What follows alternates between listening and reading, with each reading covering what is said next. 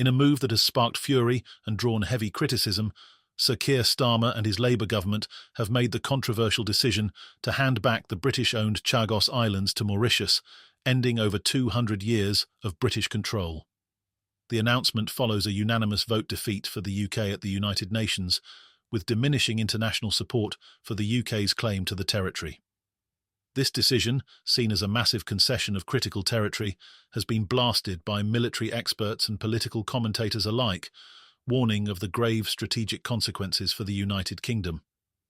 Among the most vocal critics is Rear Admiral Chris Parry, a former NATO commander who didn't hold back in his scathing criticism of the government's decision.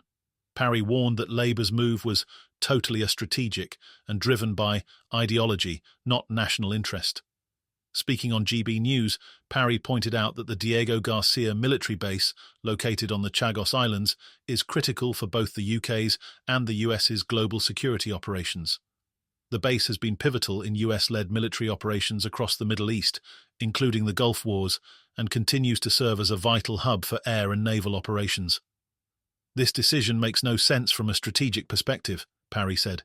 Diego Garcia is one of the largest air and naval bases in the world, and it has played an irreplaceable role in military operations over the last several decades.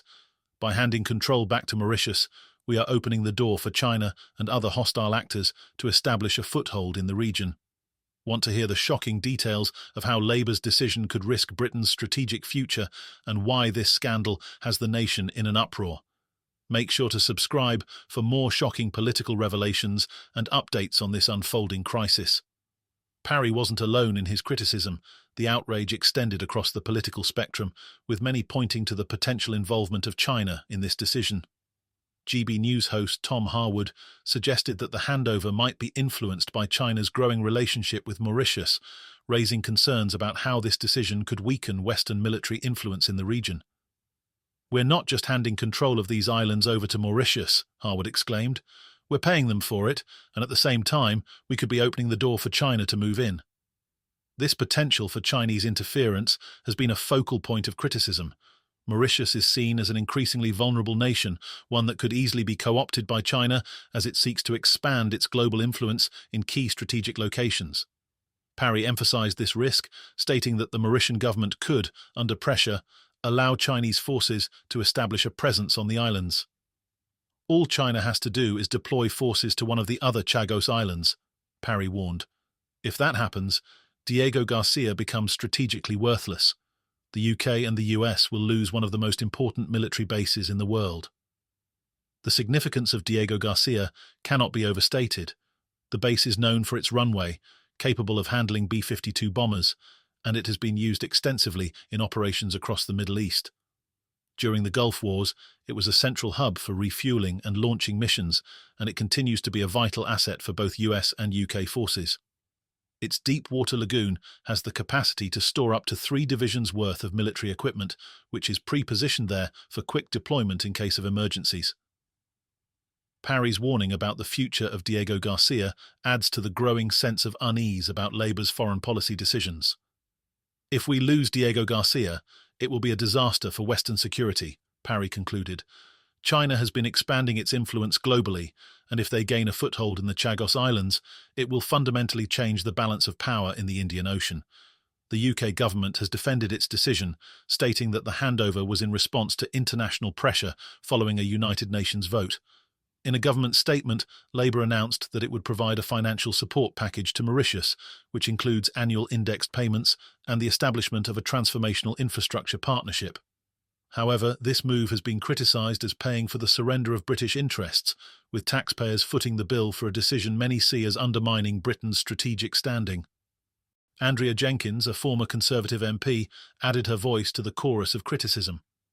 Appearing on GB News, she suggested that this move may have been an attempt by Keir Starmer's government to distract from the ongoing scandals plaguing Labour, particularly the recent Freebie controversy involving Lord Wahid Ali, a major Labour donor. "It's a textbook distraction tactic," Jenkins said. "They want to shift focus away from the scandals and onto something else, but it's only going to make things worse." Jenkins also criticised Labour for its ideological approach to British history, accusing the party of being ashamed of Britain's past and working to undermine the country's global influence. Labour has spent years making Britons feel ashamed of their own history, she said. Now they're erasing that history by giving away territories that have been part of Britain for centuries. She went on to express concern about the broader consequences of this decision, particularly in terms of how it could embolden other nations with territorial claims. "What's next?" she asked. "Are we going to hand over Gibraltar or the Falklands? This is the start of a dangerous trend, and it needs to stop." But the Chagos Islands handover is only one of the many scandals currently surrounding Keir Starmer's government. The Labour Party is also facing increasing scrutiny over the Freebie scandal, which saw Starmer return £6,000 worth of gifts, including Taylor Swift concert tickets, Doncaster races tickets, and a luxury clothing rental for his wife, Lady Victoria Starmer. Critics argue that these gifts represent a conflict of interest, raising questions about the influence of wealthy donors on government policy. In an interview with GB News, former Labour MP Rebecca Long-Bailey weighed in on the scandal, recalling a time when she refused a gift to avoid any appearance of corruption. "They gave me this beautiful handbag with my initials on it," Long-Bailey said, "but I knew I couldn't accept it. When you're in a position of power, accepting gifts can easily be misinterpreted. It's just not worth the risk." Long-Bailey's comments have reignited the debate about political corruption and transparency within Labour. Starmer has since promised to overhaul the rules on hospitality and gifts, but the damage to his reputation has already been done.